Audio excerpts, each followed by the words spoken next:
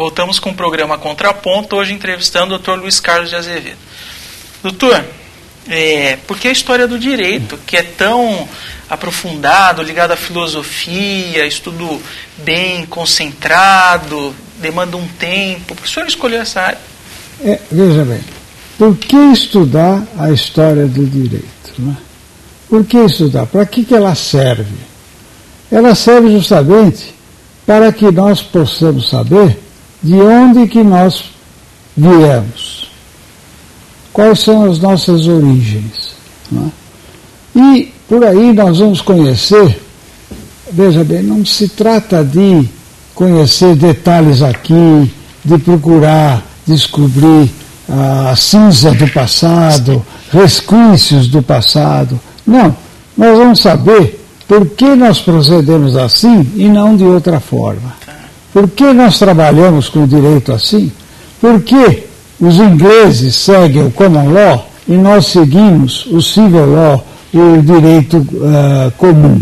Sim. O direito comum que foi estudado nas universidades europeias e foi difundido pelas universidades europeias com a difusão do direito romano e do direito canônico. Então, quando nós aprendemos tudo isso, tudo fica mais claro, tudo fica mais fácil, tudo se torna mais límpido, porque você fica sabendo a origem das nossas instituições. Mas não só a origem, por que elas existem? Até que ponto elas influenciaram o direito na teoria e na prática. Né? Eu poderia estar discorrendo aqui muito, então eu não quero abusar do seu tempo. Né? Mas nessa perspectiva que o senhor aponta, que análise o senhor faz? Eu não sei se eu usaria o termo correto, porque eu não sou um homem do direito, mas enfim, sobre as normativas, né, que vão ser instituídas. Quer dizer, que análise o senhor faz sobre esse conjunto de normas que nós temos aqui no direito brasileiro? O senhor fez um comparativo com o direito português, né, que me parece que o direito brasileiro está muito calcado no direito português. Quer dizer, que análise o senhor faz disso para a constituição justamente da sociedade brasileira? Sim. Nós temos uma origem.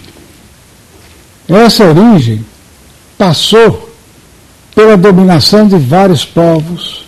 A Península Ibérica teve o primeiro domínio romano, então nós tivemos muito de direito romano nessa época. Depois tivemos o direito visigótico, com a invasão dos bárbaros. Depois tivemos a invasão muçulmana. E depois tivemos uma mescla de tudo isso que foi formando o nosso direito, digamos, não digo pré-histórico, porque não é tão antigo assim, mas um direito que existiu durante os anos 1000, 1200 e tal. E nós vamos escolhendo, olha, sem querer prolongar, veja, tem um estudo sobre a mulher. Sim, né? A função jurídica. Por que a mulher tinha pouquíssimas prerrogativas e foi conquistando essas prerrogativas? O que o direito permitiu que ela conquistasse as prerrogativas? Isso, então, aí a importância da história do direito. Nós só podemos conhecê-la através de todos esses dados que a história nos fornece. Esse estudo da mulher, ele foi percebido... O senhor tem um livro, né, sobre a importância da condição jurídica da mulher ao longo do século XX. Esse estudo da história do direito, nesse estudo o senhor percebeu esse potencial de pesquisa que poderia ser feito? Como é que surgiu essa análise? Como é que surgiu esse interesse pelo tema, digamos assim? Eu tinha que fazer, veja, eu era livre docente e tinha que fazer a tese agora de titular. Então eu escolhi esse tema, porque era um tema que, pelo menos, não tinha sido explorado até então. Então é um tema novo, um tema novo. E uma forma de encará-lo, verificando como a mulher conquistou e a dificuldade que ela teve de conquistar chegar a esse gabarito. Veja só, ela no começo do século XX, há um acórdão dizendo que a mulher não podia advogar. Ela formou-se em direito, mas o tribunal negou o direito dela advogar. Ela disse, não, ela tem que trabalhar em casa. 1900. Então, veja, são 110 anos, né? E as coisas ainda aconteciam dessa forma. Então, um exame aprofundado, ou não tão aprofundado, mas dos dados que são necessários, vai permitir conhecer a luta e o desafio que a mulher conheceu durante toda a sua existência para alcançar a independência que ela conhece hoje. Essa luta ela é contribuída com questões jurídicas, diremos assim, Também. ou é mais pela militância da mulher ao longo desse tempo, Olha, da própria mulher ao longo desse tempo? Principalmente são as vitórias jurídicas que ela foi adquirindo quando ela adquiriu, por exemplo, o direito deixou de ser relativamente capaz. Aí ela tornou-se capaz para a vida jurídica, né? Mas não só aí. Veja, fatos sociais são importantes. Durante a Primeira Guerra Mundial, houve uma mortandade incrível. E a mulher teve que se alçar no lugar que lhe competia, substituindo o homem nesse trabalho.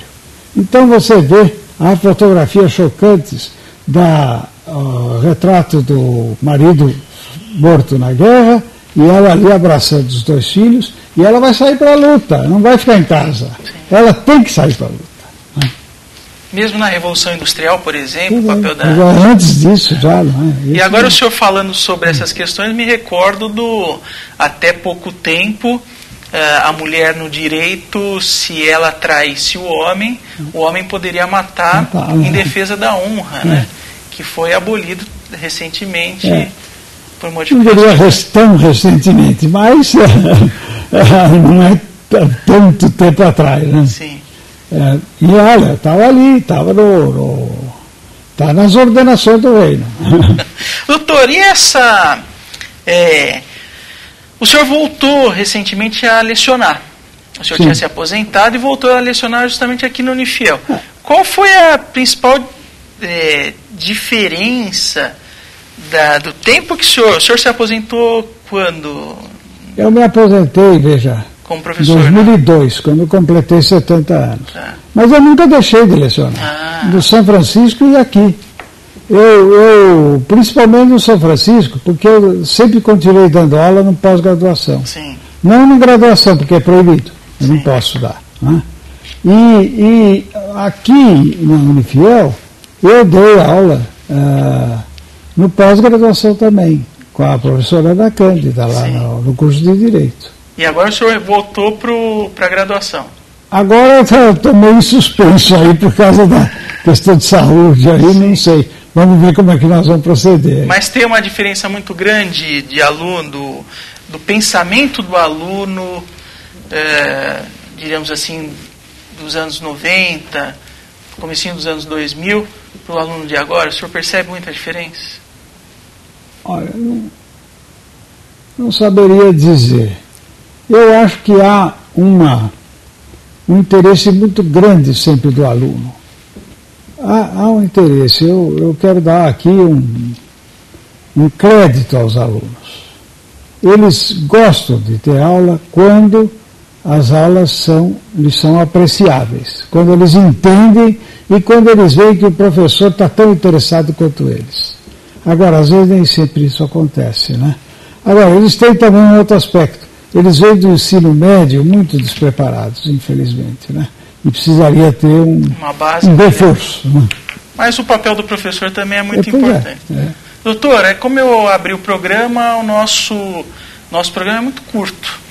Infelizmente, quando a gente começa a se empolgar um pouquinho, o programa já vai terminando. Mas como eu abri o programa, eu queria agradecer ao senhor, porque hoje foi uma verdadeira aula sobre o conhecimento, sobre o saber. Isso é muito importante, não só para mim, mas eu acho que para o pessoal que está aqui no estúdio, para o pessoal que está em casa, e para os alunos que depois vão acessar o blog, vão assistir. E eu queria agradecer muito a entrevista do senhor, o senhor ter vindo, disponibilizado um tempo na agenda para estar aqui na entrevista do programa Contraponto.